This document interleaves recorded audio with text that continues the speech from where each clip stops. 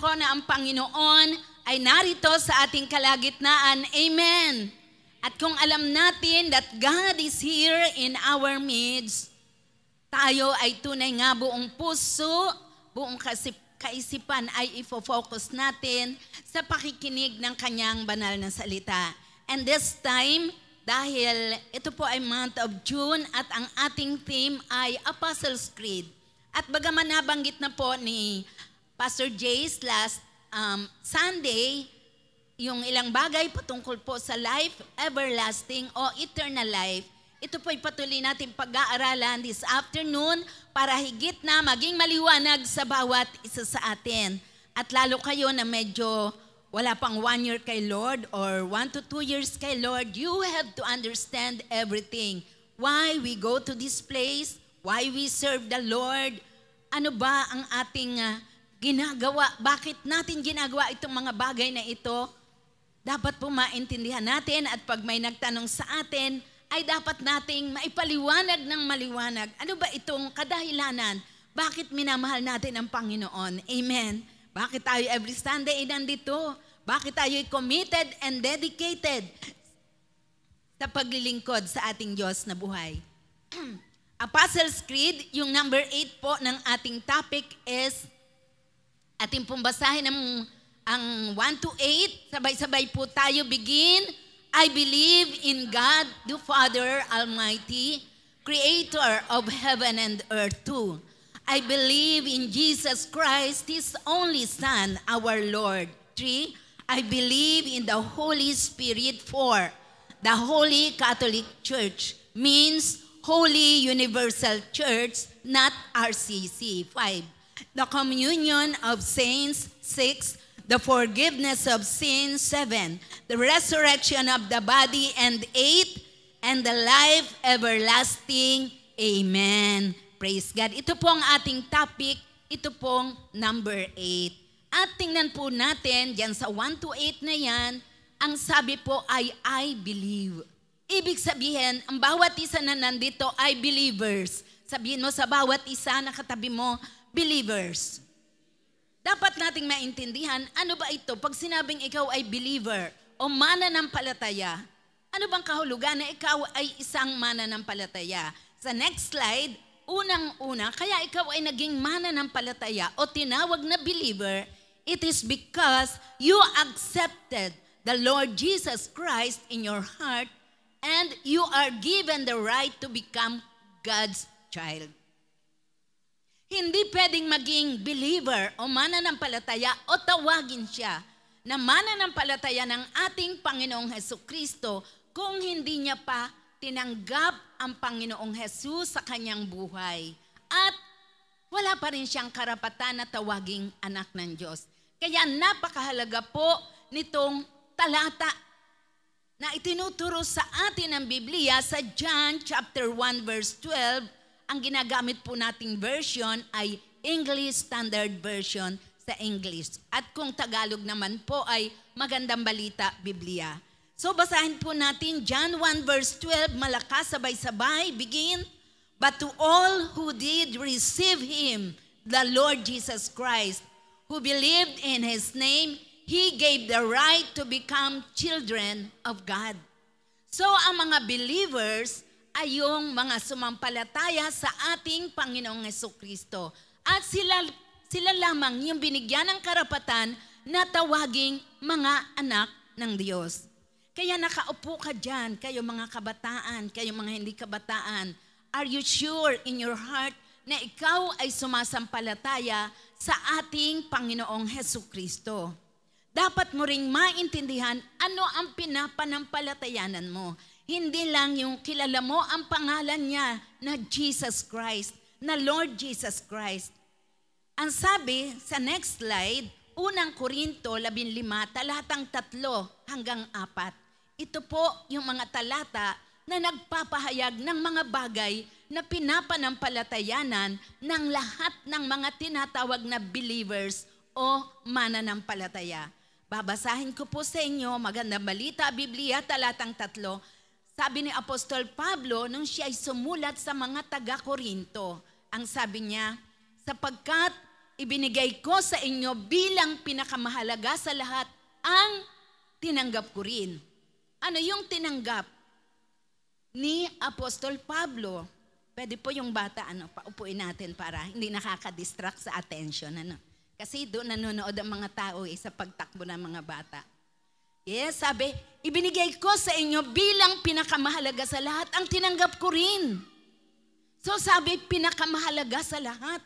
Kaya dapat ito nalalaman natin ano itong tinanggap ni Apostol Pablo na ibinibigay sa atin. Sabi na si Kristo'y namatay dahil sa ating mga kasalanan. Ibig sabihin, lahat ng mga tao ay merong kasalanan. All have sinned and come short of the glory of God. Ang lahat ay nagkasala at hindi nakarating sa pamantayan ng Diyos. Roma 3, talatang 23. Kaya kasama po tayo doon sa mga makasalanan. Pero salamat sapagkat ang sabi ng Biblia, si Kristo'y namatay dahil sa ating mga kasalanan. Tulad ng sinasabi ng kasulatan. Ngayon kung mayroong tao na nagsasabi na wala siyang kasalanan, hindi siya kabilang dito. Yun lang, timatanggap sa kanyang sarili na siya ay makasalanan. Ang kabilang sa mga tao na namatay si Kristo para sa kanya.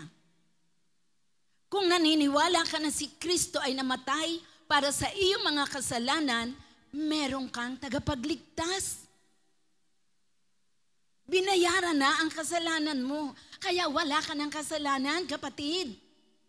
Pero yung may mga pride, ay sinasabi nila, wala naman ako nagawang kasalanan wala akong taong inapi, hindi ako nagnakaw, hindi ako pumatay, hindi ako nangalunya, o maraming dinidetalye. Gumagawa ako ng mabuti sa aking kapwa. Ang tingin niya, wala siyang kasalanan kahit sinabi ng Biblia na lahat ng tao ay nangagkasala. Kasama po ang bawat isa sa atin. Pero glory be unto God, praise be unto the Lord, sapagkat sabi, si Kristo'y namatay dahil sa ating mga kasalanan tulad ng sinasabi ng mga kasulatan. At talatang 4, ang sabi, inilibing siya at muling nabuhay sa ikatlong araw tulad din ng sinasabi sa kasulatan. Kaya yung pong ating pananampalataya na si Kristo Jesus ay namatay para sa ating mga kasalanan at siya ay nilibing at nabuhay na maguli, ito po ay nasa Biblia, sinasabi sa mga kasulatan. Hindi po ito galing sa bibig lang ng tao. Ito po ay nasa scriptures. Pag sinabi pong scriptures, ito yung kasulatan na pinaniniwalaan ng milyon, bilyon mga tao sa buong mundo. Kasama po ang bawat isa sa atin. At dahil sinabing siya'y nabuhay na muli sa ikatlong araw, ibig sabihin, ang ating Panginoong Hesus ay hindi po nanatili sa libingan. Siya'y nabuhay na maguli. Nasaan siya? Bakit wala siya? Sapagkat siya po ay umakyat sa langit. Amen. Ngayon, ang ating Panginoong Hesus ay wala po dito sa lupa. Nasaan po siya? Nasa langit. Sabi, nakaluklok siya sa kanang trono ng ating Amang Diyos na nasa langit. Father God and the Lord Jesus Christ are in heaven. Sinong nandito sa lupa? Ang Holy Spirit. The third person of the Trinity is the Holy Spirit. Hindi ibig sabihin siya ay mababang uri. At dahil siya ay number 3, ibig sabihin lamang po siya ay last na nahayag sa mga tao. Unang nahayag ang Amang Diyos na nasa langit, pangalawa ang Panginoong Hesus, at ang pangatlo ay ang Holy Spirit na nasa puso ng lahat po ng mga mananampalataya ng ating Panginoong Hesukristo. Kaya kung tinanggap mo si Jesus sa iyong buhay bilang Panginoon at tagapagligtas, nasa iyo ang Holy Spirit, the third person of the Godhead. At ang lahat ng mga nangyayari sa mundong ito, sa ating kasalukuyang panahon, is because of the Holy Spirit. At dahil may Holy Spirit ka sa buhay mo, you have God in your heart. Merong nangungusap sa iyo araw-araw, may gumagabay sa iyo, may nag-iingat sa iyo, Kapag ikaw ay nagpe-pray, may nakikinig sa iyo, may nagtuturo sa iyo kung paano manalangin. May gumagabay sa iyo, may pumipigil sa iyo kung bakit hindi ka nakakagawa ng mga masasama o ng mga bagay na hindi mo dapat gawin. It is because of the Holy Spirit who is living in your heart. May Holy Spirit ka, kaya every Sunday ay nandito ka. Kahit parang minsan tinatamad ka, pero magbibihis ka pa rin at pupunta ka sa lugar na ito. Why? Because of the third person of the Godhead, nandito sa puso mo, inaakay ka. Kinakausap ka, na umattend ka, pumunta ka sa church, sumama ka sa kalipunan ng mga mananampalataya. Amen. So yan ang unang palatandaan ng isang tao ay believer ng ating Panginoong Hesukristo. Tinanggap niya ang Panginoong Jesus sa kanyang buhay at dahil tinanggap niya, ang Holy Spirit ang pumasok kasama niya. Nandito sa kanyang pagkatao ang Holy Spirit. Kaya hindi ka nag-iisa. Sabihin sa iyong katabi, hindi ka nag-iisa. God is with you. Father God is in heaven. Lord Jesus Christ is in heaven. God is with us through the presence of the Holy Spirit in our lives. Di ba ang ganda? Di ba ang saya? Napakapalad ng buhay ng lahat ng mga anak ng Diyos. Nakasama natin ang Diyos sa ating buhay every day. Amen? Hindi po siya, nung ang ating Panginoong Jesus ay nandito sa lupa at hindi pa bumababa ang Holy Spirit sa mga disciples sa mundong ito, the Lord Jesus Christ is only in one place. Kung siya'y dadalaw sa mga alagad pagkatapos na siya'y mabuhay na maguli, nandun siya. But when the Holy Spirit came down from heaven, dahil isinugo ng Panginoong Jesus from the Father, the Holy Spirit lives on the life of each believer. Kahit ilang milyon, ilang bilyong bilang ng mga mananampalataya, the Holy Spirit is with them at different places at the same time. At kahit tayo'y manalangin sa iba't ibang oras, He is listening to us. Hindi siya natutulog. Amen. Kaya we can pray every day. Pangalawa na sign o proof that you are a believer of the Lord Jesus Christ. Number 2, sabi, God is their Father. Ang tunay nating tatay sa espiritual ay ang ating amang Diyos na nasa langit. At tayo'y sa Kanya nagpe-pray in the name of the Lord Jesus Christ. Sino ritong laging nagpe-pray? Tumatawag ka ba sa ating amang Diyos na nasa langit? Alam nyo, itinuro yan ng ating Panginoong Jesus sa mga disciples. Kasi sabi ng mga disciples, Lord, turuan po ninyo kami kung paano manalangin. Ang sabi sa Matthew chapter 6, verses 8 to 9, ang sabi ng ating Panginoong Jesus nung kausap niya mga disciples, your Father knows what you need before you ask Him. So, sino ang ating spiritual Father? Ang ating amang Diyos na nasa langit. Meron kang biological father, tatay mo dito sa lupa, but you have a spiritual Father who is in heaven, which is our Father. Kaya nga ang sabi ng Panginoong Jesus, pray then like this. Ganito kayo mananalangin. Our Father in heaven, hallowed be your name. Your kingdom come, your will be done on earth as it is in heaven. Sabi ng Panginoong Jesus, mananalangin kayo sa Ama na nasa langit. Kaya isipin natin, pag tayo nagpe-pray, we are praying, we are calling upon our Father God in heaven. And He hears us. Because the Holy Spirit lives, dwells in our hearts. And and He answers our prayer. Kaya pag tayo nagpe-pray ngayon na tayo mga mananampalataya o believers na ng ating Diyos na buhay, hindi na po tayo nagpe-pray ng panalangin na minemorize. Ang prayer po natin ay nanggagaling na sa ating puso.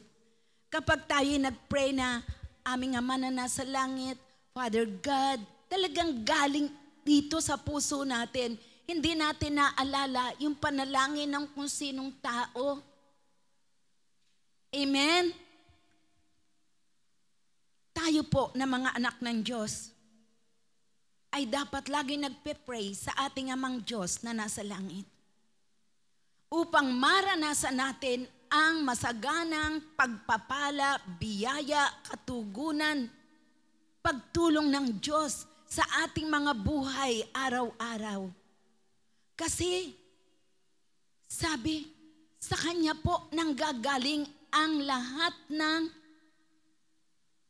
gift, every good gift and every perfect gift is from above and comes down from the Father of lights, with whom is no variableness, and He never changes. James 1:17 po yan. Saan galing? Sa Amang Diyos na nasa langit.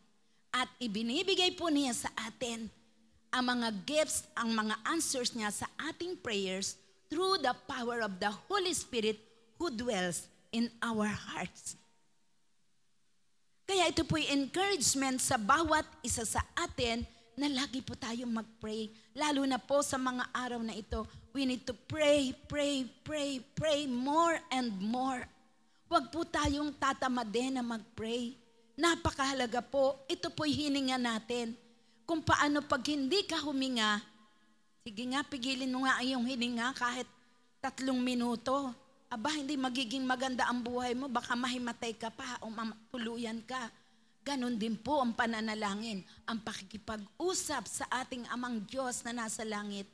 Kagaya po yan ng paghinga natin na hindi po natin dapat kalilimutan. Prayer is part of our daily, hourly, minute life. Manalangin tayo, makipag-usap tayo sa Diyos. Lalo na po sa mga araw na ito that this world lies in wickedness, na hindi nga po maganda yung mga balita na ating naririnig. Ewan ko lang, sino ba ritong may gadget? At nalalaman nyo ba, mga may gadget, na ang balita ngayon, ang sabi, malapit nang magkagyera sa Pilipinas. O baka lagi ka namang nag-o-open ng gadget mo, minsan magbasa ka rin ng balita. Dahil napakahalaga po, at pag nababasa mo o naririnig mo yung mga balita, yung mga video, maaakay ka na ipanalangin ang Pilipinas. Tayo po ay tunay na mga anak ng Diyos dito sa Pilipinas, believers of the Lord. Let us be in one heart and one mind, calling upon the name of our Lord Jesus Christ para i-preserve po ang ating bansa. Sapagkat kung matutuloy po ang gera, kawa-awa po ang lahat ng mga mamamayang Pilipino. Kasama po tayo.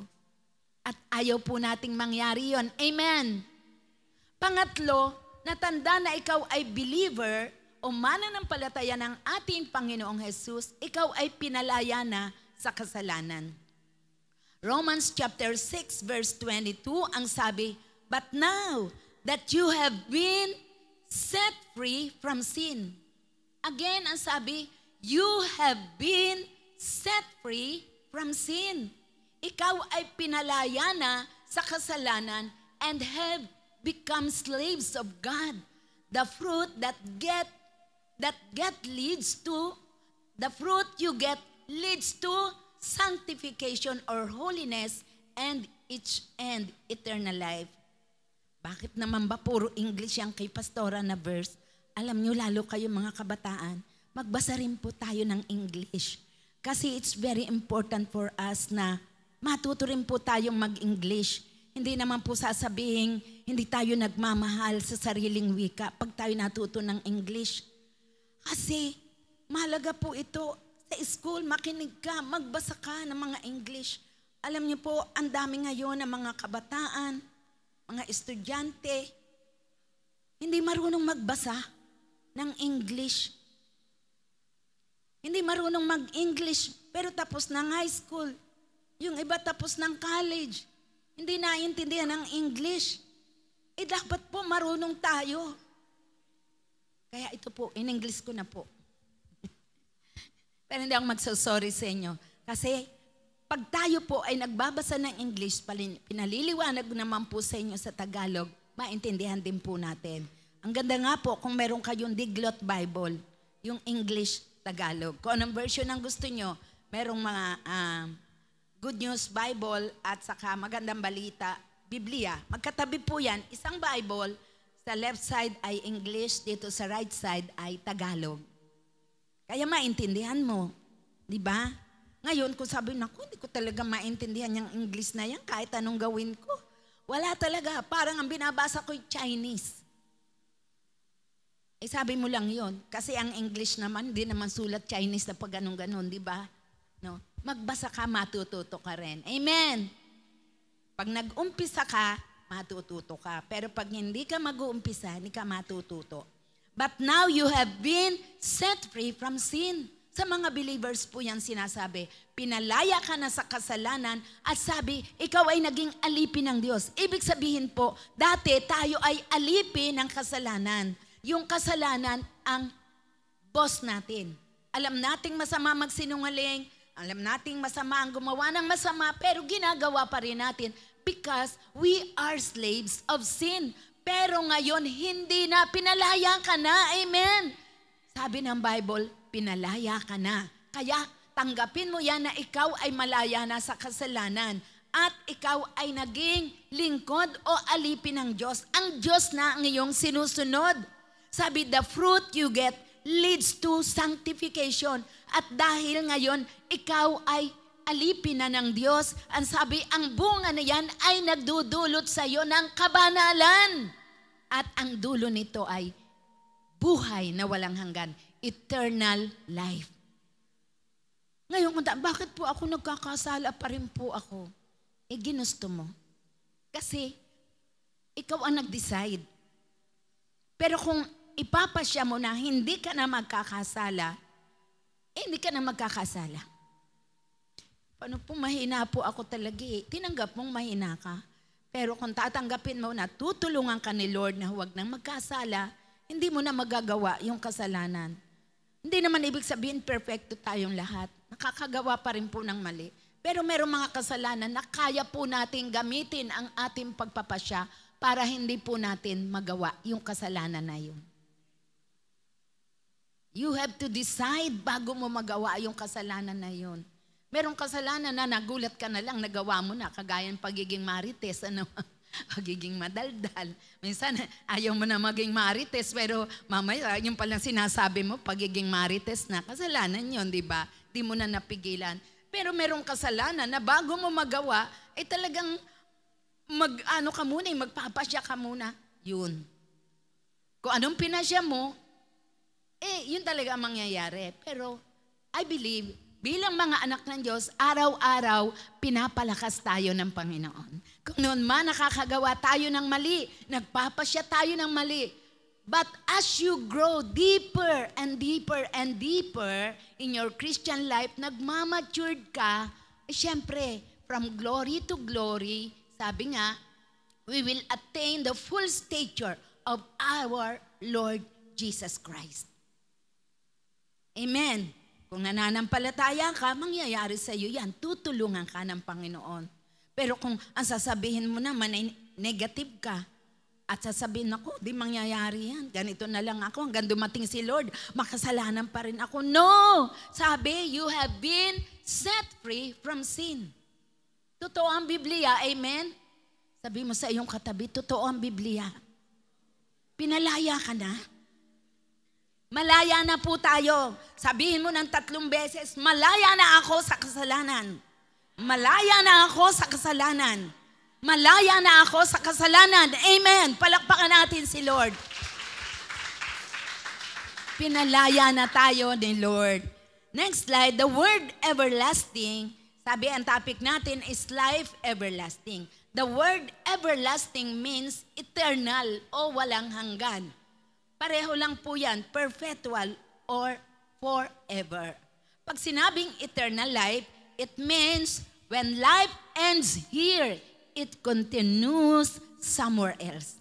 Kapag nagtapos na ang buhay mo dito sa lupa, ito'y nagpapatuloy somewhere. Amen. Kaya ito pong everlasting at eternal, pareho lang po ito na nagdi-describe o ang tawag doon sa Tagalog, nagsasabi na ito po ay walang hanggan, something that lasts forever. Ano lang pong pagkakaiba niyang eternal at everlasting? Ito pong eternal ay nag-i-indicate na ang isang bagay or something has no beginning and no end. Eternal, kagaya ng Diyos. No beginning and no end. Ito naman pong everlasting ay something that has a beginning but never ends. So, pareho nagdi-denote ng forever ang eternal at everlasting. Pero pwede po natin gamitin interchangeably dahil yan po ay binibigay ng Diyos sa lahat ng mga believers. Amen? Life everlasting. Eternal life. Pareho lang po yan sa atin. Galing kanino? Sa ating Diyos na buhay. Ating pag-aralan, what is life everlasting, eternal life o buhay na walang hanggan? Number 1, eternal life is God's life. Ito'y buhay ng Diyos. May katapusan po ba ang buhay ng Diyos? Wala. The life of God's angels? Wala po.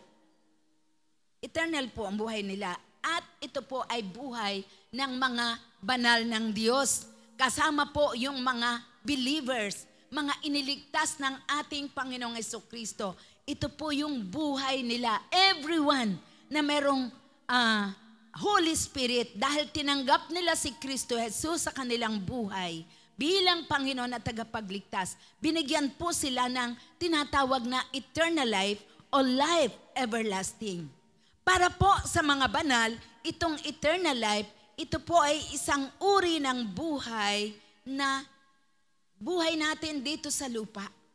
Pero pag namatay ka, hindi tapos na ang buhay mo, may eternal life ka nga eh. May buhay na walang hanggan ka nga eh. Hindi ka nga mamamatay. Ibig sabihin, continue yung buhay mo saan? Doon sa langit, sa piling ng Panginoon. Amen. Hindi mamamatay kailanman ang mga saints o ang mga mananampalataya ng ating Panginoong Jesucristo. Kaya nga po, hindi tayo natatakot dahil kapag po tayo'y kinuha ng Diyos, tapos na. Sabi nung isang narinig ko, tinuldo ka na ang kanyang buhay dito sa lupa. Ito naman po ang kapahayagan ng eternal life na kapiling ang ating Diyos. Amen. Kapiling ng mga banal, saan? Doon sa kanyang kaharian, sa kalangitan. Napakaganda po na tayo sa mundong ito, nakakaranas tayo ng mga pagsubok, ng mga kapigatian, mga sakit at karamdaman, mga bagay na hindi magaganda, lumuluha tayo, nabibigo. Frustrations ang ating nararanasan. Minsan, nawawalan po tayo ng pag-asa. Minsan, parang iniisip mo, minsan gusto mo magtanong sa Diyos, pero kaaliwan po that in spite of every negative thing na ating nararanasan sa mundong ito, ay meron naman pong pangako ang Diyos sa atin na taglay-taglay natin, which is eternal life. Meron kang buhay na walang hanggan. At ito yung kayamanan mo na hindi mananakaw ng sino man sa mundong ito. Hindi rin yan kayang nakawin ng dyablo sa buhay mo. Dahil yan ay bigay ng Diyos sa iyo. Amen. Kaya pakaingatan mo ang bagay na yan na binigay sa iyo ng Panginoon. Number 2, eternal life is God's promise to those who will believe in the Lord Jesus Christ. Tayo ay sumampalataya na sa ating Panginoong Jesus. Kaya ito'y taglay-taglay na ng bawat isa sa atin. Pero yung mga wala pang Jesus o hindi pa nila tinanggap ang Panginoong Jesus sa kanilang buhay, ito po'y pangako ng Diyos para sa kanila. Naalala ko bago akong dumadalo sa church ay narinig ko po ang John 3:16 na ano ang sabi?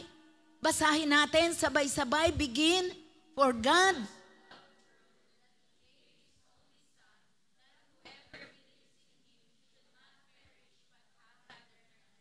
Ayan. Kaya nga pag kayo ay magsishare sa inyong mga kaibigan, kapamilya, kamag-anakan, classmate o sino man yan, banggitin mo lang ito, John 3:16. Ang sabi, this is the heart of the Bible. Kasi pangako ng Diyos na ang lahat ng sasampalataya sa kanyang bugtong na anak na si Jesucristo, ang sabi, hindi mapapahamak, hindi magiging masama ang kanyang buhay, hindi siya parurusahan. Diba? Sabi, magkakamit siya ng eternal life, buhay na walang hanggan. Sumampalataya nga tayo. Tinanggap natin ang Panginoong Jesus sa buhay natin, kaya taglay-taglay natin ang eternal life sa ating buhay. Amen! Palakpakan mo si Lord kung sumasampalataya ka na meron kang eternal life. Number 3, eternal life is God's free gift to true believers of the Lord Jesus Christ. Ito po ay regalo ng Diyos. Hindi po ito reward, kundi ito ay regalo. May pagkakaiba ang regalo at ang gantimpala. Itong regalo ay binigay sa atin ng walang bayad. Wala kang ginawa, niregaluhan ka. Yung reward ibinigay sa iyo dahil masipag ka. Dahil may ginawa kang bagay na nagustuhan nung nagbigay sa iyo ng gantimpala. Pero itong eternal life ay regalo na binigay sa mga mananampalataya ng ating Panginoong Hesukristo. Romans chapter 6 verse 23, ano ang sabi? For the wages of sin is death, but the free gift of God is eternal life in Christ Jesus our Lord.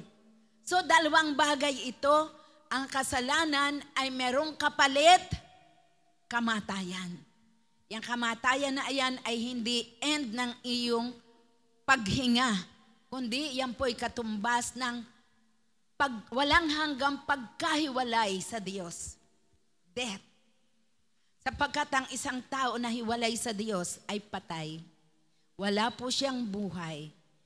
Pero salamat sapagkat merong regalo na walang bayad ang Diyos sa mga mananampalataya ng ating Panginoong Jesus, at ito ay eternal life. May regalo ka na buhay na walang hanggan. Hindi mo nakikita, pero taglay-taglay mo sa buhay mo. 1 John chapter 5 verses 11 to 12, basahin natin ng malakas sabay-sabay. Begin and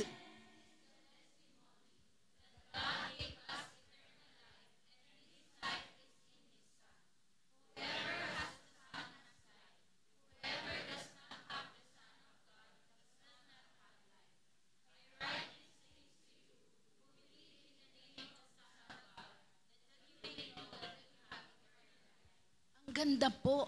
Actually, ilan lamang pong talata itong pinili ko para mapag-aralan natin, para matiyak ninyo, nating lahat, na meron po tayong buhay na walang hanggan na taglay-taglay natin.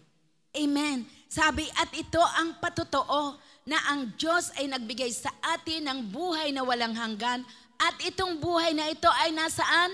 Nasa kanyang anak. Sinong anak ng Diyos? Ang ating Panginoong Jesus. Whoever has the Son has life. Kaya nga po, nung tinanggap natin ang ating Panginoong Jesus sa ating buhay at nanahan sa buhay natin ang Holy Spirit, meron tayong buhay. Ang buhay pong ito ay Zoe. Ibig sabihin, eternal life. Whoever does not have the Son of God does not have life. Kaya ito po ay encouragement sa bawat isa sa atin that we should go and share and preach the gospel. Sapagkat kahit ang mga tao ay nakikita natin sa paligid natin, lumalakad, kumakain, tumatakbo, tumatawa, masaya, maganda ang buhay. Pero kung wala naman ang Panginoong Jesus, hindi niya tinanggap sa kanyang buhay, ang sabi, wala siyang buhay. Patay ang kanyang kalagayan sa harapan ng Diyos. Sa paningin lang natin, buhay, physically. Pero sa kalagayan na espiritual, hiwalay po siya sa Diyos. Again, kapag ang isang tao ay hiwalay sa Diyos, walang relasyon sa Diyos, ang katumbas po noon, he is dead. Verse 13, I write these things to you who believe in the name of the Son of God. Tayo po yung sinusulatan ni Juan, that you may know that you have eternal life. So naniniwala na po tayo, swak na po sa ating mga buhay na meron tayong eternal life. Kaya hindi po natin ipagpapalit ang buhay nating ito. Na tayo bilang mga anak ng Diyos ay merong buhay na walang hanggan na taglay-taglay natin. Na makaranas man tayo ng mga problema, pagsubok, kasakitan, kahirapan, mga kabiguan, kapigatian o bagay na hindi maganda. Pinakamapalad pa rin tayo sa mundong ito sapagkat taglay natin ang regalo ng Diyos sa atin na eternal life. Kaya hindi na po tayo manlalamig pa sa ating pag-ibig sa ating Panginoong Hesukristo. Hindi na po tayo tatalikod sa ating pananampalataya. Hindi ka nahihinto sa pagdalo, sa pagpunta sa ganitong Sunday church gathering. Amen? Magpapatuloy po tayo. Yan ay patotoo na ang buhay na walang hanggan ay taglay-taglay mo. Amen.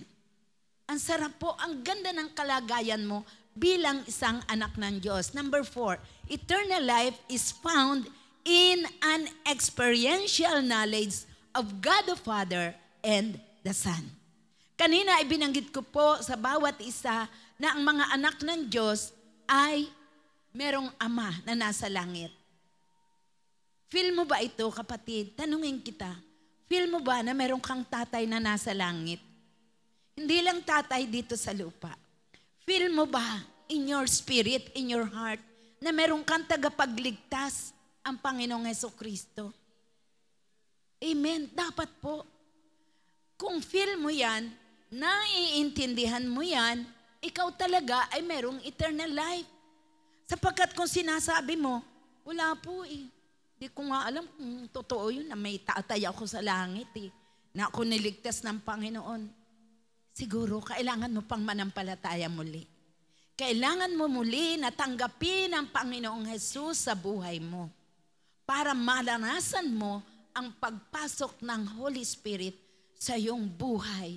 Kasi kapag taglay-taglay mo ang Holy Spirit, nandiyan nakatahan sa buhay mo, you have everything. You have the favor of God. Diyos ba naman ang nananahan sa buhay mo? You have His help. You have His guidance. You have His comfort. You have His support. He is our teacher. He is everything that we need. He is our true friend every day. Nasa iyo na lahat. You have eternal life, kapatid. John 17 verse 3, and this is eternal life, that they may know you, the only true God, and Jesus Christ, whom you have sent. Ito yung buhay na walang hanggan. Kilala mo, may tatay ka. Kaya pag nagpe-pray ka, tatay, o kaya kung ang tawag mo sa ating Ama na nasa langit, ako pag nagpe-pray, Aba, sabi kong ganon, dalangin ko po sa'yo. Minsan nga, magpe-pray lang ako, babanggitin ko pa lang, Father, iiyak na lang ako, na-release na ako, guminhawa na, naalis na ang bigat sa puso ko. Kasi, alam ko, the Holy Spirit is with me, the Lord Jesus Christ is with me, Father God is with me, He hears my prayers. Amen. Gumaang na agad. Alam natin, the only true God and Jesus Christ whom God has sent. You have eternal life. in your life. Pahalagahan mo ito, kapatid. Huwag mong kalilimutan. Number 5, eternal life is for those who left everything for the Lord Jesus' sake. Alam niyo po, yung mga tao na talagang ibinigay, inialay ang kanilang buhay, iniwan ang lahat-lahat para sa Panginoong Jesus. Example ay si Apostol Pablo. They are sure of eternal life. Matthew 19 verse 29, ang sabi, and everyone who has left houses or brother or sisters or father or mother or children or lands for my name's sake will receive 100-fold and will inherit eternal life. Yan po ay pangako ng Panginoong Jesus, sapagkat nung panahong yun, tumatawag po siya ng maraming mga tagasunod, maraming mga disciples. Sabi niya, pangako niya, mga nag-iwan ng mga bahay, ng mga kapatid na lalaki, mga kapatid na babae, mga magulang nila, mga anak, mga lupain, o anumang mga pag-aari, alang-alang sa aking pangalan sa mundong ito, ay tatanggap ng 100 beses and will inherit eternal life. Kaya kung gusto mo na sure ka na ikaw ay tunay na may eternal life, ligtas ka. Pag tinatawag ka ng Panginoon na sumunod ka sa Kanya, pag magsabi, hindi ko po magagawa, Lord, mas gusto ko ang sweldo ko, malaki po ang sweldo ko, hindi ko kayang iwan ang sweldo ko, 50K a month, 100K a month. Pag naglingkod naman po ako, sumunod ako sa inyo, magkano lang tatanggapin ko? Wala pang 10,000. Kulang pa sa pagkain ko. Maaring ganyan yung iba, kaya tinatawag ni Lord, hindi makasunod. Ito po ay para doon sa mag-iiwan ng lahat-lahat para sa Panginoon. Hindi po kayo kukulangin dahil pangako ni Lord, you will receive 100-fold and will inherit eternal life. Anong ibig sabihin? 100 bahay, 100 kapatid na lalaki, kapatid na babae, mga anak. Hindi naman po talaga literal yan 100-fold. Ibig sabihin, much more sa iyong inaasahan ang ibibigay ng Diyos na mga tao, properties, pagkakaloob sa iyo ng Panginoon, higit pa sa inaasahan mo. Mga taong magmamahal sa iyo, kikilalanin ka na kapatid at kikilalanin mo sila na kapatid at magulang at mga anak. Amen. Alam niyo po, yung 100-fold return na yan sa mga lingkod na Diyos, ng Diyos na talagang ibinigay ang kanilang buhay alang-alang sa pangalan ng Panginoon. Marami po tayong mga kasamahan, mga kakilala, talagang they gave up their business. Nagmisyon sa iba't ibang mga lugar na malalayo. Iniwan ang kanilang mga pamilya.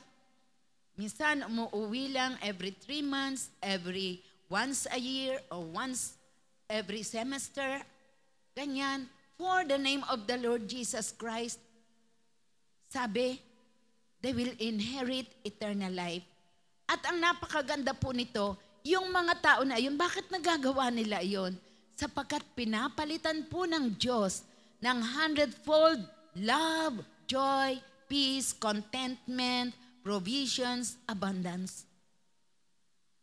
Ang mga lingkod po ng Diyos, lalo na po sa ating kapanahunan, at talagang sobra na pong ganda ng buhay ng napakaraming mga tao, hindi na po kagaya nung panahon na iyon, nung unang-unang panahon, na talagang makaranas ng mga gutom at uhaw at walang damit.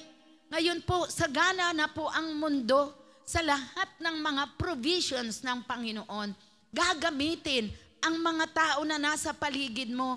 Kung ikaw ay nag-iwan ng iyong pamilya, ng iyong mga properties, business, trabaho, anumang pinagkakakitaan, gagamitin ang mga taong nakapaligid sa iyo. God will touch their hearts to provide for all your needs. At kaya nga, punong-puno ka ng pag-ibig, ng kapayapaan, ng kagalakan. Kontento ka sa buhay mo, sagana na yung provision ng Diyos sa iyo. At hindi lang provision, sobra-sobra, makapagbibigay ka pa sa mga nangangailangan. Amen. Huwag po kayong matatakot. Kung meron ditong nararamdaman niya sa kanyang sarili, parang tinatawag ako ng Panginoon, one day, maybe, baka ako'y maging pastor din, o mag-iiwan din ako ng trabaho ko. Alam niyo po, sa inyong paglilingkod sa Panginoon, the Holy Spirit speaks to our hearts. Minsan, mararamdaman mo na lang na, parang gusto ko yung ginagawa ni pastor, o gusto ko yung ginagawa noon, gusto ko rin yung ganon. Gawain nyo ng isang lingkod ng Panginoon na nagbigay ng kanyang buhay. Naalala ko po, noong bago pa lang ako sa Panginoon, hindi ko pa alam yung mga calling, hindi pa po ganon ka-advance ang mga siyensya at ang technology. Wala pa po noong cellphone, wala pa po noong mga internet. Pero, bago pa lang ako sa Panginoon, nakikita ko po yung pastor namin, yung mga kapatiran doon na talaga pong nag-resign sa kanilang mga trabaho at nag-pioneer ng church, nag-mission kung saan-saang dako. Tapos nakikita ko pag nagsasalita sila, meron something dito sa puso ko. Gusto ko yung ginagawa nila. Gusto ko rin yung ganun. Gusto ko rin yung nagtuturo. Gusto ko rin yung nagpipreach. Pero wala po akong pangarap na maging pastor. Nararamdaman ko lang, gusto ko rin yung ganun. And alam nyo, naramdaman ko ang pagtawag sa akin ng Panginoon after 12 years. Nung tinawag po ako ng Panginoon, 12 years na po akong naglilingkod sa Panginoon. Kaya sa ngayon, kung 1 year, 2 years, 3 years, or 5 years ka pa lang kay Lord, maaring ang nararamdaman mo, hindi ka lang nanlalamig, nananatiling mahal mo ang Panginoon sa iyong buhay. Hindi ka tumatalikod. Kahit may pagsubok, may problema, mahal mo pa rin si Lord. Hindi mo nararanasan yung hindi ka na-a-attend ng church. Ganun. Dahil ako, bago ako tinawag ng Panginoon, ang dami ko pong trials na naranasan within the church. Pero never pong nag-absent ako dahil sa mga trials na yun. Yung po pala, tatawagin ako ng Panginoon in the future. Ganun po. Kaya kayo mga kapatid, hindi po kabiguan at hindi kamalasan sa buhay yung sumunod ka sa pagtawag ng Panginoon sa iyo. Amen. Ngayon, kung iniisip mo, pwede naman ako magpastor kahit nagtatrabaho, pwede po yun. Ang dami pong mga pastors ngayon, they have businesses, they have work. Kumikita po sila, may salaries sila doon sa kanilang secular job.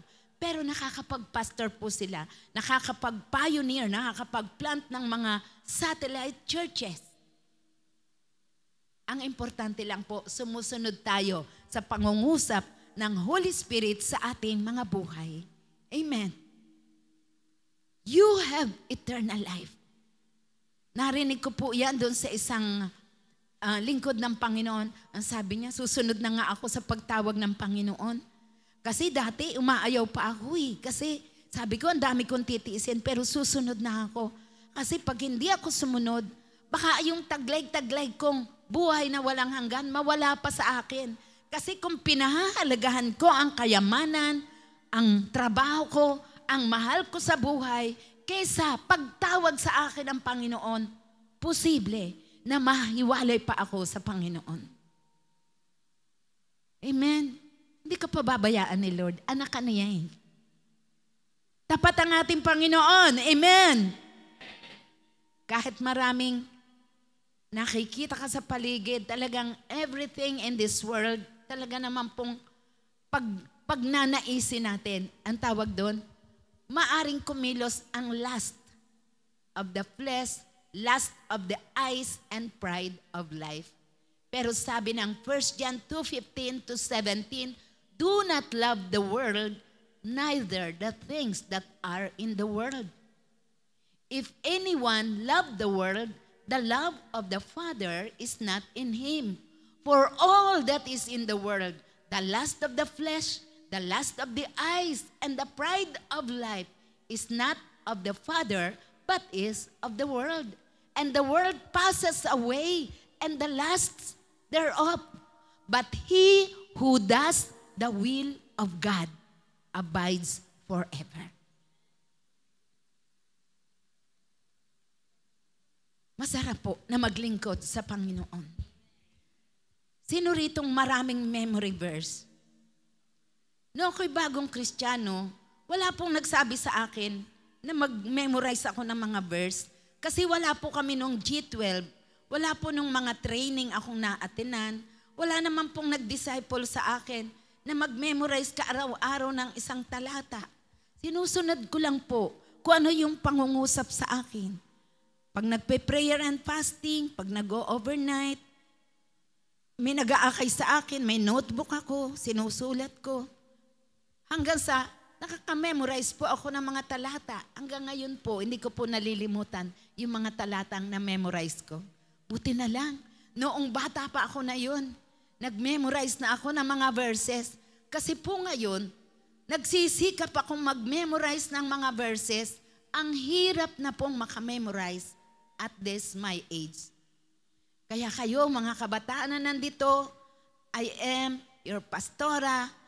I advise you, unsolicited advice, mag-memorize po kayo ng mga verses. Pag kayo ay nagbabasa ng Biblia, lagyan nyo ng kulay yung mga talata na nangungusap sa puso ninyo, i-memorize ninyo. I-recite ninyo araw-araw hanggang mag-age 69 kayo, kagaya ng age ko. Hindi ninyo makakalimutan. Kaya po ako nakapag-recite ng verses sa inyo. Sapagkat, noon ko pa po yan minemorize. Nakarating, nakatanim dito sa puso ko.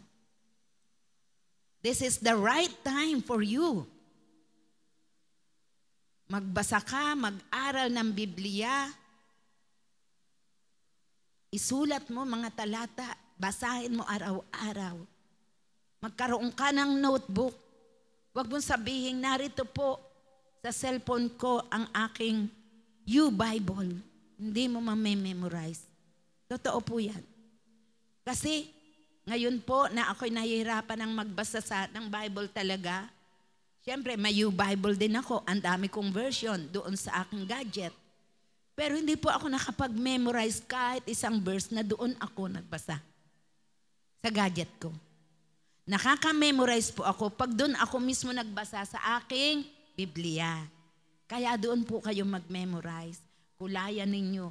Kung gusto nyo, isulat nyo pa po sa notebook. Mga kapatid, obey your pastora. Makikita nyo in the future, salamat. Pinakinggan ko ang advice ni pastora.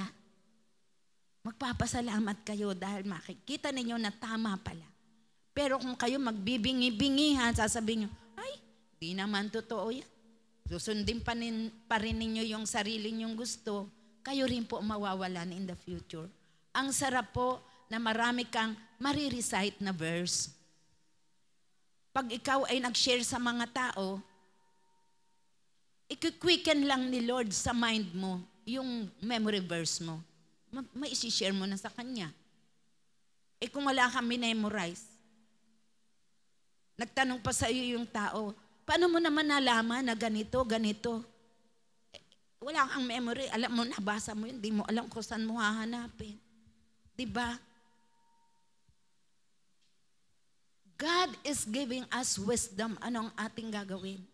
Noon, ang ginawa ko po, maaring narinig na ninyo ito, may Bible po ako. Sa likod, meron po ako doon mga code. Lahat ng kulay, meron po ako doon. Tapos kunyari, kulay yellow, patungkol sa Holy Spirit, kulay green, patungkol sa born again experience, change life, kulay gray, patungkol sa mga sins, lahat po yan. Tapos yung aking mga Bible po, yung mga talata, may kulay po yun. Kunyari patungkol sa Holy Spirit, yung verse na yun, kulay yellow. Yung kulay, kasi yun ang nasa code ko. Kaya tinitingnan ko lang po yun dun sa likod. Tapos, sinusulat ko rin po dun sa likod, kasi nung mga time po na yun, hanggang ngayon naman, marami ako nakakausap na mga tao from different faith. Kunyari, INC, o kaya yung Mormons, o kaya po yung mga iba't iba pong pangalan ng kanilang mga panampalataya. Pinag-aralan ko na rin po kung ano kanilang mga doktrina. May mga talata din po ako doon sa likod ng Bible ko na ano yung mga talata na pag may sinabi sila sa akin na talata, kasi sila po meron silang specific na mga verses na para sa kanila pong doctrine. Tayo naman po, full gospel po tayo. Lahat ng mga talata ay tinitingnan natin sa Biblia. Hindi po isa o dalawang talata lang pinanghahawakan natin, kundi lahat. Kaya nililista ko po yun. Kaya pag nag-share sa akin, nakapag-share din po ako sa kanila ng talata. Titingnan ko lang sa likod ng Bible ko. Dapat po maging matalino tayo para hindi po tayo madaya ng mga ibang doktrina. Amen? Maging wise po tayo. Number 6, eternal life is forever with the Lord. Eternal life is life forever with the Lord. Amen? Nandito ka man sa lupa at nandoon ka man sa langit, kasama natin ang Panginoon.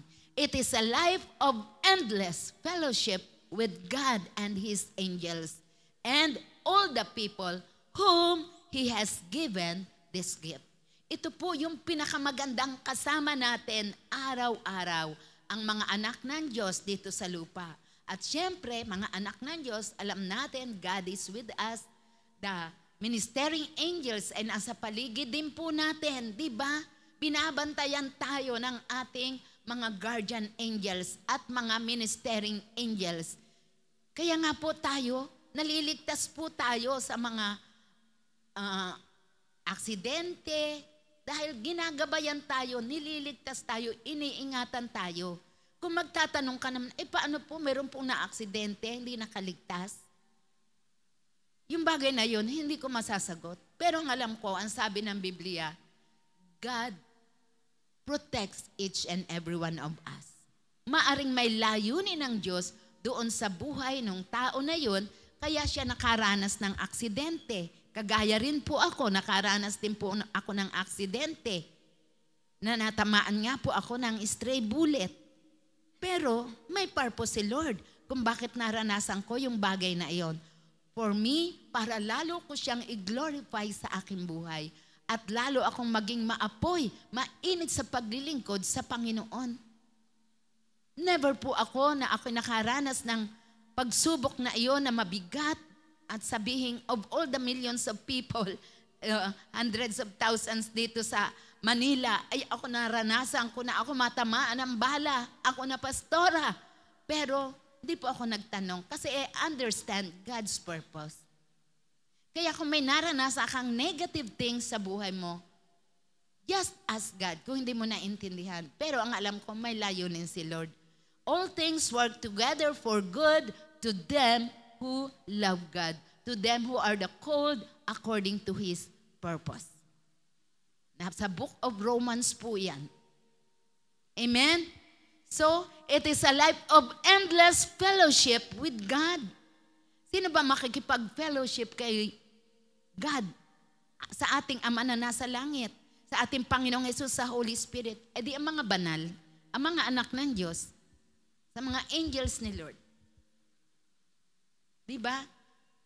At tayo, ang bawat isa sa atin. 1 Thessalonians 4:16-17, ito basahin natin ng malakas. With faith sa ating mga puso, begin. For the Lord Himself, with a cry of command, with the voice of an archangel, and with the sound of the trumpet of God, and the dead in Christ will rise first.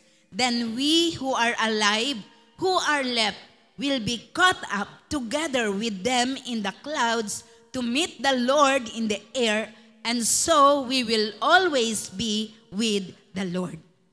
Ito po ay talata na nagpapahayag patungkol po sa pagdating ng ating Panginoong Hesus, wherein His feet ay hindi po lalapat dito sa lupa. Nandiyan lang po siya sa himpapawid, sa mga alapaap. Bakit nandoon siya? Upang siya ay salubungin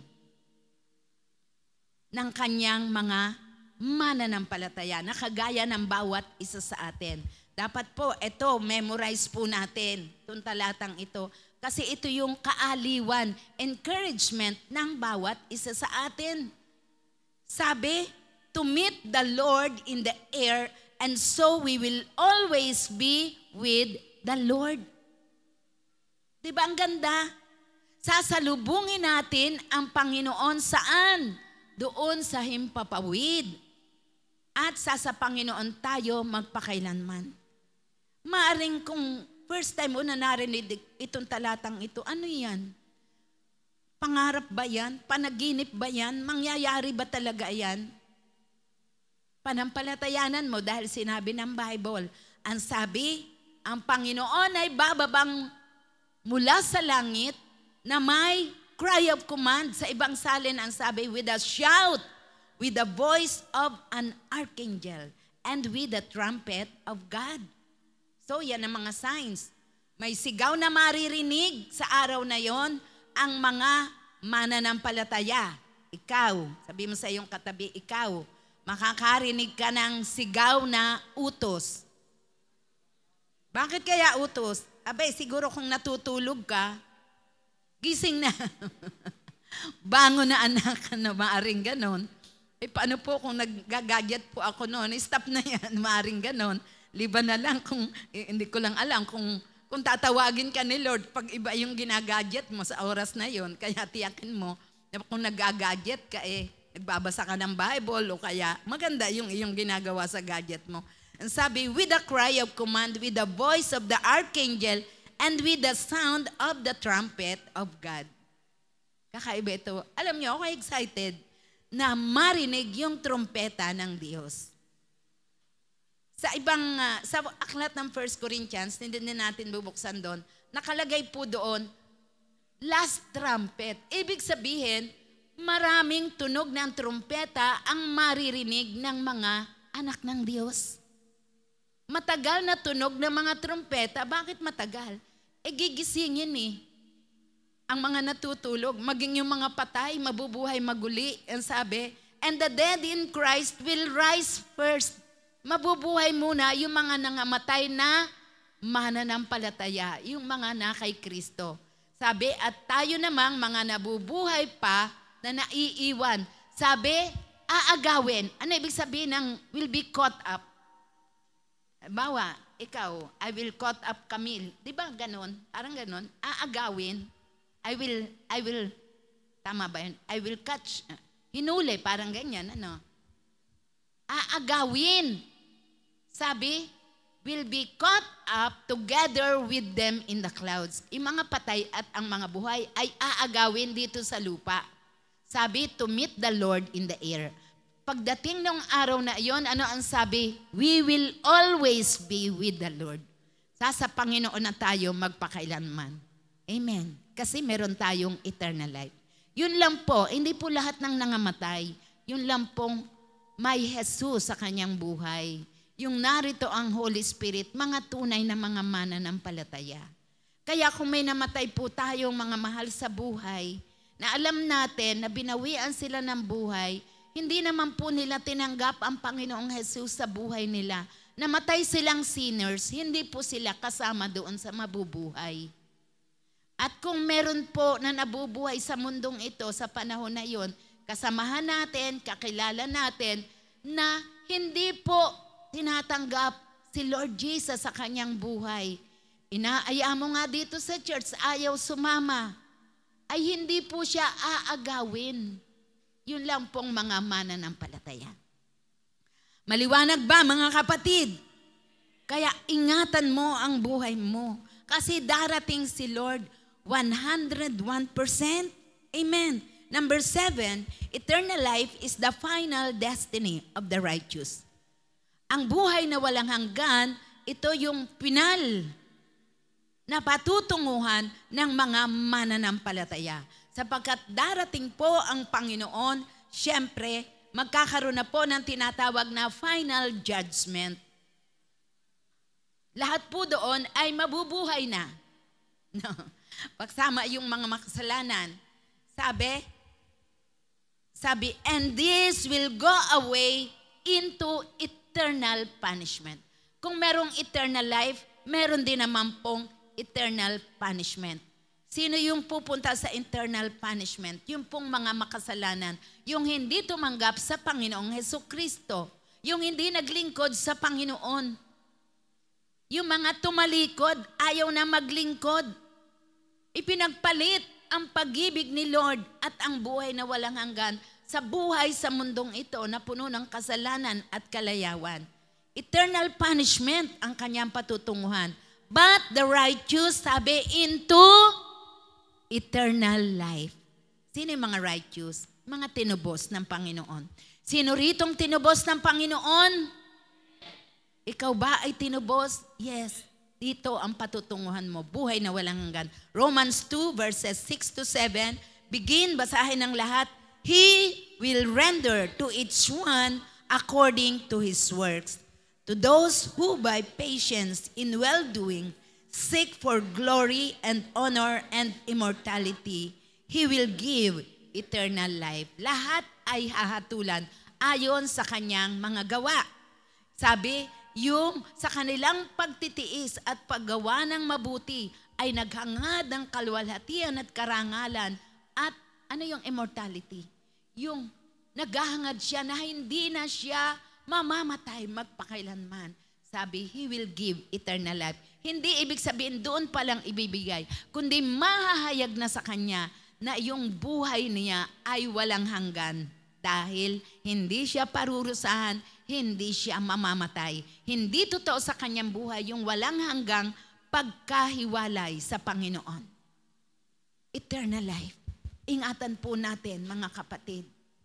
May bilin si Jude, sa Jude 1 verse 21, at ito na rin po ang last scripture po natin sa next slide. Bilin po sa atin, keep yourselves in the love of God, waiting for the mercy of our Lord Jesus Christ that leads to eternal life. Pag sinabi po dyan na keep yourselves in the love of God, alam niyo po, the love of God is always there. Hindi po nawawala. Pero yung mga tao ay nawawala sa pag-ibig ng Diyos. Hindi nila nararanasan ang pag-ibig ng Diyos because of their own fault. Amen. Nananatili ang pag-ibig ng Diyos. Pero kung ikaw ay umaalis sa pag-ibig ng Diyos, mas gusto mo ang pag-ibig ng mundong ito, mas gusto mo ang ibang bagay ng mundong ito, mas gusto mo ang kasalanan, mawawala. Hindi mo mararanasan ang pag-ibig ng Diyos. Kagaya po yan ang prodigal son. Yung pag-ibig ng kanyang tatay nananatili. Luke chapter 15. Nananatili ang pag-ibig ng tatay ng prodigal son. Pero anong ginawa niya? Umalis siya, naglayas siya, nagrebelde siya sa kanyang tatay, na wala sa kanya ang pag-ibig, hindi niya naranasan yung pag-ibig ng kanyang tatay, nagdusa siya, naghirap. Walang blessing sa buhay niya. Umalis siya sa pag-ibig ng tatay niya. Pero nung bumalik siya, nirestore sa kanya. Ganon din po tayo, mga kapatid. Kung tayo ay lalayo, aalis tayo sa pag-ibig ng Diyos, hindi natin mararanasan. Kaya sabi, keep yourselves in the love of God, waiting, naghihintay. Pag sinabing wait, hindi ka maghihintay na 1, 2, 3 taon lang, ganyan, buwan, araw, kundi nagpapatuloy sa mercy ng ating Panginoong Jesucristo. Ano yung mercy? Yung pagbabalik po ng ating Panginoong Jesus. It is only because of God's mercy na babalik ang Panginoon para alisin tayo sa mundong ito. Kasi kung wala po siyang awa, hindi na po tayo aalisin dito. Ganda ng buhay ng Diyos. He is there in His heavenly kingdom. But because He is so good, He is so kind, He is so merciful,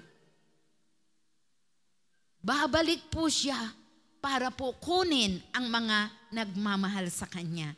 Amen. Eternal life, taglay-taglay natin, at ang literal na kapahayagan niyan ay sa pagbabalik ng ating Panginoong Jesucristo. Huwag po tayong lalayo sa Panginoon. Huwag tayong manlalamig. Magpatuloy tayo.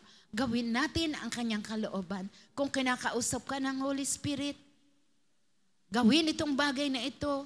Puntahan ang kaibigan mo, puntahan ang kamag-anakan mo, mag-share ka, magbahagi ka ng patotoo ng Panginoong Jesucristo. Mag-pray ka, mag-search ka ng Biblia.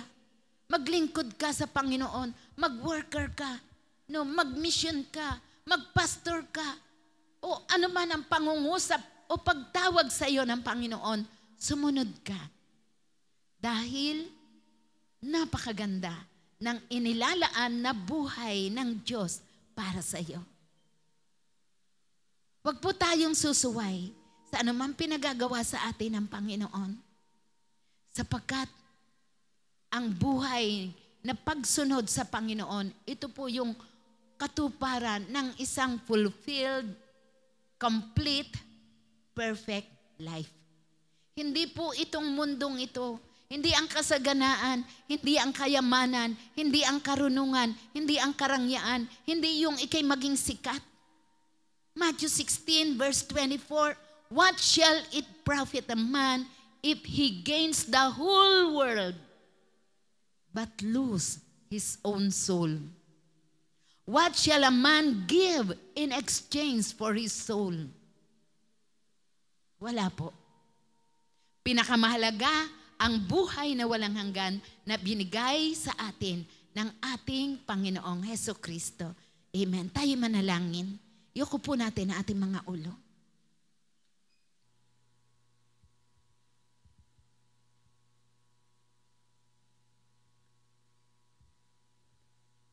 Panginoong Jesus, salamat po sa inyong mga salita ng buhay. Salamat sa buhay na walang hanggan na inyong ibinigay sa inyong mga anak. Salamat, Panginoon, sa inyong pangako, sa inyong regalo. Salamat sa inyong pag-ibig. Wala na ngang maipagpapalit pa kami sa mundong ito, sa buhay na ibinigay po ninyo sa amin. We have the best life that we could ever have. We have the eternal life, the life of God, the life of Jesus. We have God's life, eternal life. Thank you so much, Abba, sa inyo pong biyaya sa amin. Ikaw na nandito. Nararamdaman mo sa mga oras na ito, kapatid, parang hindi ko patagla yung eternal life. This is the time for you. Natanggapin mo ang buhay na yan, ang pangako ng Panginoong Hesukristo. Tanggapin mo ang regalo ng Panginoong Jesus sa iyo. Nandito ka, dinala ka ng Panginoong Jesus dito, mahal ka niya. May plano siya sa buhay mo. Mula dyan sa iyong kinauupuan, ikaw at ang Diyos ang nagkakarinigan. Sumunod ka sa panalangin na aking sasabihin. Sumunod ka na may pananampalataya nang gagaling sa iyong puso, buong katapatan, at mararanasan mo ang kakaibang kagalakan, kapayapaan at pag-ibig galing sa ating Panginoong Jesus. Sabihin mo, sumunod ka sa panalangin. Panginoong Jesus, salamat po sa iyo. Salamat po sa iyo. Sa iyong sakripisyo, Sa iyong sakripisyo sa krus ng Kalbaryo. sa krus ng Kalbaryo. Ako'y sumasampalataya Ako'y sumasampalataya na ikaw po na ikaw po ang nadusa at namatay ang nagdusa at namatay para sa aking mga kasalanan. para sa aking mga kasalanan. Ikaw po ay inilibing Ikaw po ay inilibing at ng ikatlong araw ng ikatlong araw ay nabuhay na maguli ay nabuhay na maguli mula sa mga patay. mula sa mga patay. At ngayon, At ngayon, ikaw po ikaw po ay nakaluklok ay nakaluklok sa kanang trono ng Ama, sa kanang trono ng Ama, diyan sa kalangitan. diyan sa kalangitan. Panginoong Jesus, Panginoong Jesus, tinatanggap kita tinatanggap kita sa aking buhay sa aking buhay bilang aking Diyos bilang aking Diyos at tagapagligtas. tagapagligtas. Manirahan po kayo Manirahan po kayo sa puso ko, sa puso, sa buhay ko, sa buhay ko, araw-araw. araw-araw. Gabayan po ninyo ako Gabayan po ninyo ako sa pamagitan sa pamamagitan ng iyong banal na Espiritu. ng banal na Espiritu. Panginoong Jesus, Panginoong Jesus. Maglilingkod po ako sa iyo Maglilingkod po ako habang ako'y nabubuhay. habang ako'y nabubuhay. Salamat po Salamat sa buhay na walang sa hanggan buhay na walang hanggan na iyong ipinagkaloob sa na iyong akin. pinagkaloob sa akin. Ito po ang aking Ito panalangin po ang aking panalangin sa iyong pangalan. sa iyong pangalan. Amen. Amen. Ako na lang po magpe-pray sa inyo. Panginoong Jesus, salamat sa mga puso na tumawag sa iyo, tumanggap sa iyo. Maranasan po nila ang iyong kalapitan araw-araw. Maranasan nila ang iyong patotoo na taglay nila ang buhay na walang hanggan. Pag-ibig, kapayapaan, kagalakan, provision, answered prayers. Maranasan nila na tunay na sila po ay inyong anak. Amang banal na nasa langit, magpatotoo po kayo sa bawat isa. Father, we love you, we adore you. In Jesus' name, tayo pong lahat ay tumayo.